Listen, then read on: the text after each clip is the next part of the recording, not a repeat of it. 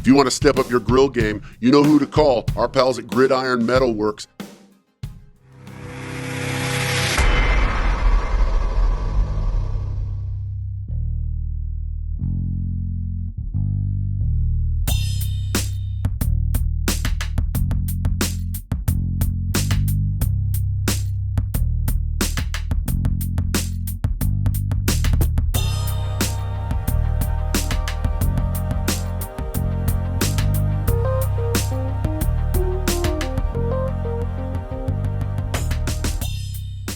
It's a week and a half until the kickoff. We know the kickoff time, which is good. And we know a little bit more about our boilers. Let's talk about it. MartinVintage.com. Retro, soft, comfortable t-shirts from a Purdue family. Check them out. Mom, thanks for watching. So if you've been paying attention to any of the Purdue sports media outlets, you've been hearing talk of the scrimmage last Saturday. You've been looking at maybe potential two deeps and listening to the coaches talk on in press conferences about what's going on. That's all I've been doing, just listening, watching, reading, and I've got a couple observations, a couple things to report, and a couple opinions too. First off, on the offensive side, Coach Brom, he addressed a couple questions last week. He does what he does. He controls information. He doesn't like talking too much if he doesn't have to.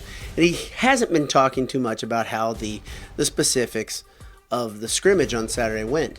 But he did say that there are a couple freshmen that have stuck out to him. Malik Carr is one of them. He likes a lot. He sees a lot of potential in how they can use them, how he can use him, and his role for our Boilermakers coming up this year. Carr had a nifty one-handed grab, as you saw on the Purdue football Instagram feed and Twitter feed.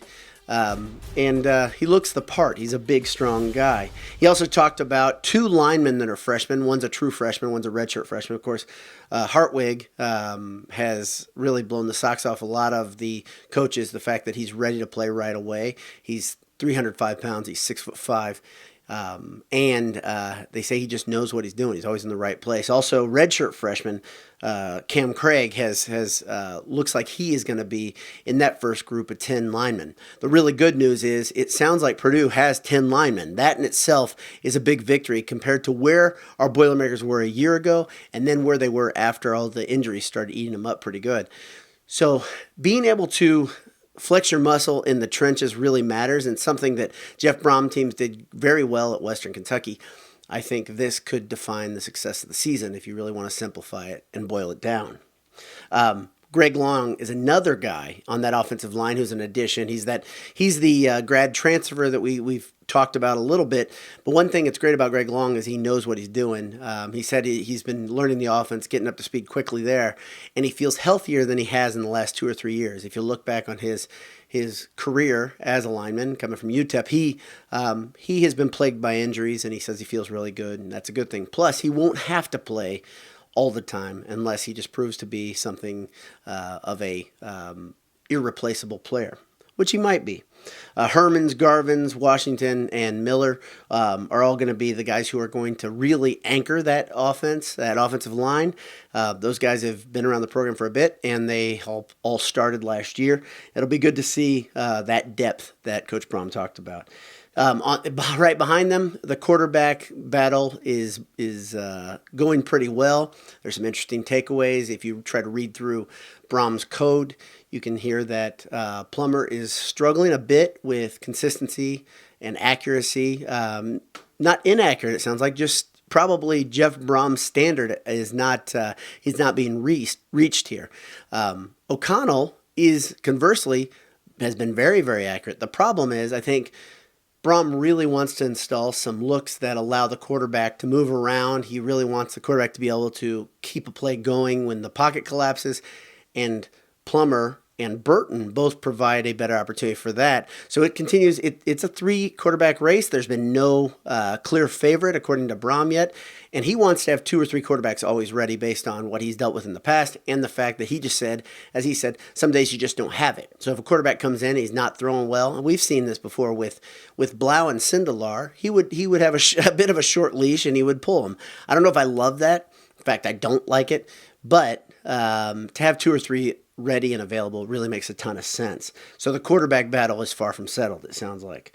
Brom also loves Alamo's moxie and his confidence and believes that he will make an impact on the program, but it doesn't look like it'll be this year. It sounds like he's going to be a redshirt based on what I'm reading. But if I were him, I'd be ready too, because we know how injuries can go, especially as Purdue fans. Paul Peferi has been moved. He is no longer our quarterback. If you missed this, you've missed a lot of the updates on Twitter and Instagram and other places from Purdue football and Gold and Black and that sort of thing. He's now a tight end, in case you missed it. He said he's eating around 8,000 to 9,000 calories a day, which is really interesting. Sign me up. I'm at like 7,500 now. But he's doing what all college kids do. He said he'll eat, and then 2 hours later, one of his friends will ask the question, "Hey, do you want to go to Denny's or go out to get a pizza or something like that?" And he'll take him up on the deal, on the offer. And he said he has just been eating all the time. And he says it's not a bad deal. It's not a bad gig, and I believe that. So they're trying to get him up into that 240 to 260 range, and that's a tall order right now. But with the hard work, he'll get there. The neat thing is the coaches are talking about the ability to use him in creative ways, which I love it when Brom starts talking that way.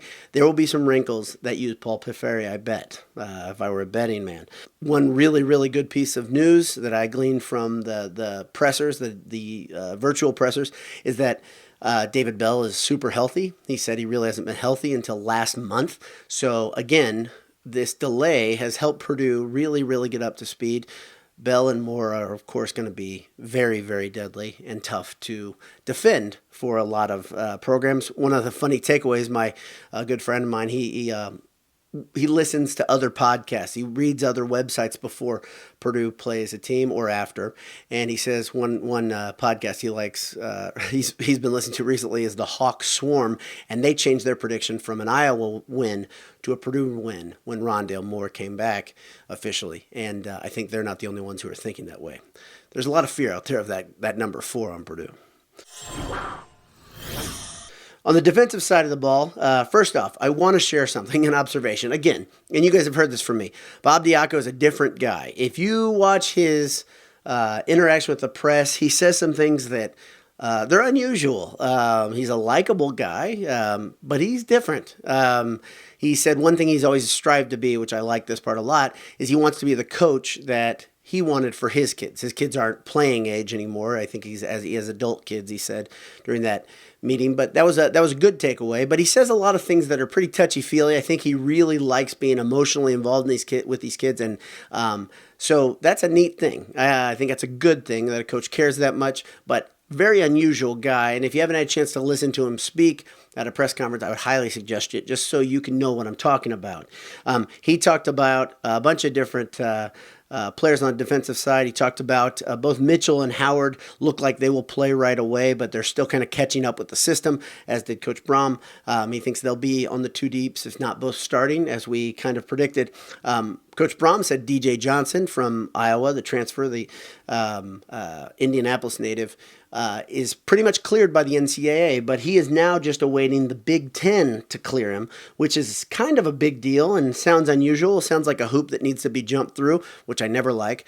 But Brom, who doesn't like to give out information, pretty much said it's almost a done deal. Just got to get this formality of paperwork done. The one very cool takeaway, Derek Barnes is now officially back to being a linebacker where he started his career at Purdue. And in this 3-4, I think he'll be very, very good there because big linebackers are important in the 3-4. And George Karlaftis is still George Karlaftis, and the coaches love what they see from him so far. Neal, Watt, Sullivan, Dean, and Johnson will be really important as that front 3. And the other thing the coaches said, which I talked to you guys a little bit about Fashio a week ago, Fashio, Austin, and Hudgens, 3 newcomers, have all made some noise, and their combination of size and strength makes them look like they could be guys that could see the field relatively early. The front line is extremely important, as you guys know, and how the linebackers mature. I continue to be concerned about it, but with this 3-4 and the multiple looks, it might play pretty well. We'll have to see. Finally, one thing I want to talk about was the fact that the NCAA stuck with the ruling that senior eligibility will not be used up this year. And it's something that I kind of forgot about, and I just wanted to bring it up just because I thought it was interesting. If you look at Purdue's senior class, you've got a ton of grad transfers and fifth-year guys, a ton of them. And so the question is, how many of these guys actually want to keep playing football and continuing their education, and how many guys are just going to say, yeah, I think I'm done? The interesting thing, the logistics question, is how does it affect the budget? How will coaches go about requesting, hey, maybe it's time to go, or we'd like to have you back? Derek Barnes, Dellinger, I think he has a strong leg, and then Grant Hermans, actually Lorenzo Neal as well. Those guys all have NFL potential to me. They could also be guys that say, you know what, I'm not high enough, I'd like to come back, I've really enjoyed myself. So it's a really interesting thing to think about, and it's a year out, but GBI asked the question of how this will affect the program in the long run. I think it's going to have an effect, but there are a lot of guys there, Simeon Smiley, Jared Sparks, who probably aren't going to be in the NFL. Maybe there are more CFL types of guys that they say, yeah, I want to be back a year. And that experience is nothing but a positive for Purdue to return it. So the question is, how much do you enjoy being on campus? All those intangibles really come up. So Purdue will be kicking off versus Iowa at 3:30 on Saturday, October 24th. That's big news. That's a good thing. It's official. I don't know why it took the league so long to get kickoff time set, but this league kind of does things in a questionable way, especially the last few months. And the other thing is the Minnesota game, the kickoff time is to be determined, but it will be a Friday night, November 20th, I believe. And that's a tough draw. As you know, it gets a little chilly in Minnesota in November, and that could be tough. It could be a little tough, could be a little interesting. None of the other kickoff times have been finalized. I didn't see anything about TV or where games are going to be shown because, of course, as of right now, there will be nobody in the stands. I hope that they allow students in the stands, especially in the places that are having students on campus. It just makes logical sense to me. Have the bands and students and cheerleaders there just to give it some life and make it feel like college football. Maybe move towards having some distance fans as we go along in the season, and maybe eventually I'll get to see a game in person. Hope you're having a great day. Thanks for tuning in. Get ready. We're a week and a half from kickoff. God bless you. We'll see you soon. BS all the time. When you're in Lafayette, you know the place to go to get the best pub fare and 20 beers on tap. Of course, it's AJ's. EatAJ's.com.